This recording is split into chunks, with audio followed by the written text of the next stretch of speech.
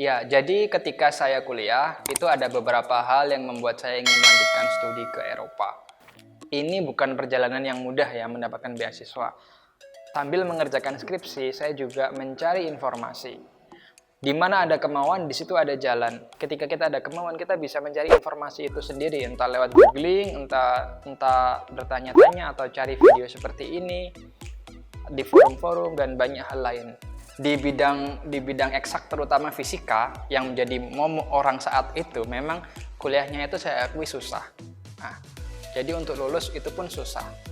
Rata-rata sih tidak 4 tahun, jadi lebih dari 4 tahun. Dan IPK saya itu 2,8. IPK 2,8 saat itu di wisudawan fisika itu adalah peringkat 2. Jadi saat itu yang wisuda itu tidak ada yang IPK-nya 3. Jadi menurut saya dengan IPK yang kejam di fisika seperti ini nggak bisa kalau langsung S2 di Indonesia atau melanjutkan kerja langsung. Ini menurut saya nilai kurang bisa menunjukkan apa perjuangan berat di balik itu. Jadi harus saya mengkonvert perjuangan ini ke sesuatu yang lain yang sehingga nanti bisa dimanfaatkan. Jadi menurut saya harus kuliah ke Eropa supaya nanti ada inilah, oh saya mampu sebenarnya. Nah, untungnya di Perancis itu saat saya baca syarat-syarat pendaftarannya tidak ada nilai minimal IPK. Yang ada hanyalah upload abstrak skripsi kamu dan nanti wawancara via Skype. Nah, di situ kita dituntut untuk benar-benar menguasai skripsi kita, apa yang kita kerjakan. Dan saat itu, skripsi tentang gold nanopartikel atau nanopartikel emas di Fisika UNER adalah skripsi yang pertama, yang kemudian ada banyak judul skripsi yang adik-adik kelas yang turunan dari skripsi saya.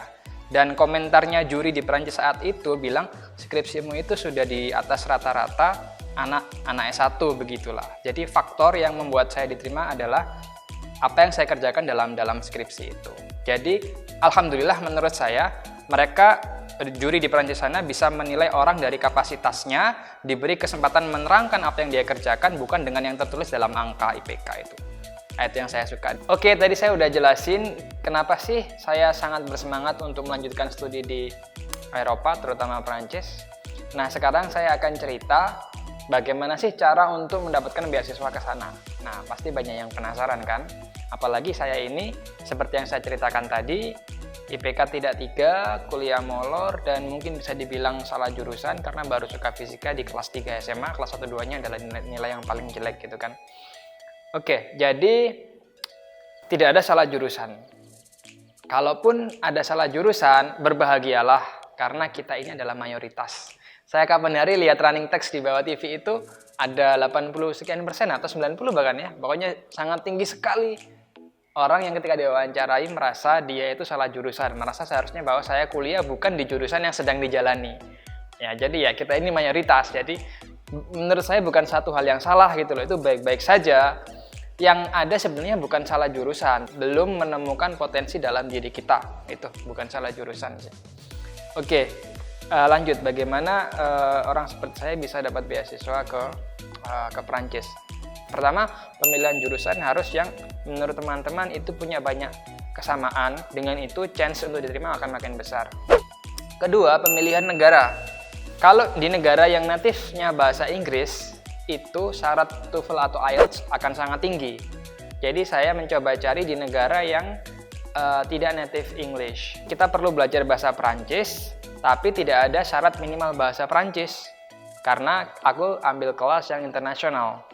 Yang penting udah belajar bahasa Perancis, yang penting bisa hidup di sana aja gitu. Nah, itu salah satu trik juga. Jadi tidak perlu TOEFL IELTS yang tinggi tapi bahasa lain. Toh itu juga buat kita itu bonus kan, bisa belajar bahasa lain. Terus setelah pemilihan jurusan dan pemilihan negara, lalu teman-teman harus melihat di Indonesia ini ke satu negara dengan negara lain tuh bisa sangat mudah, bisa sangat gampang gitu kan.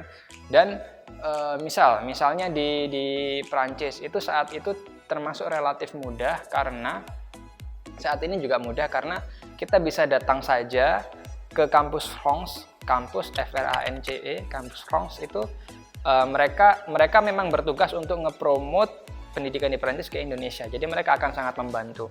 Tapi untuk aku ceritanya lain karena sebelum datang di kampus France, saya sudah dapat kampus dan dapat beasiswanya. Jadi mereka mereka agak mudah lah, nggak perlu diurusin banyak, jadi cuman dibantu visanya aja begitu. Nah, seperti itu. Kalau untuk Perancis sendiri, untuk yang belum dapat kampus sama beasiswa ya, itu bisa datang ke sana lalu menanyakan, nanti akan dipandu. Mulai dari pemilihan jurusan sampai segala macamnya sampai visa.